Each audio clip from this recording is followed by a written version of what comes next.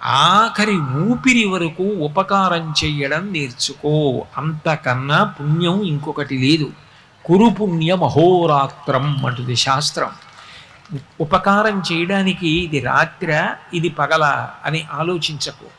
ఆయుర్దాయం ఈశ్వరుడిచ్చాడు, చేసే అవకాశం ఇచ్చాడు, అవకాశం విడిచిపెట్టకు.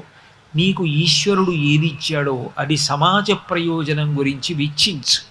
నీకు 4 మాటలు చెప్పగలిగిన శక్తినిస్తే 4 మంచి మాటలు చెప్పడానికి వెనకాడకు. ఎంత కష్టమైనా పడి వెళ్ళి 4 మంచి మాటలు చెప్పు. అందుకు రాజోపచారాలు వచ్చాయి.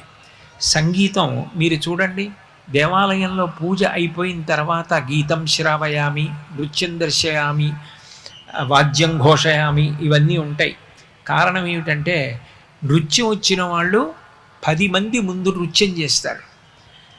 అట్లాగే వాద్యం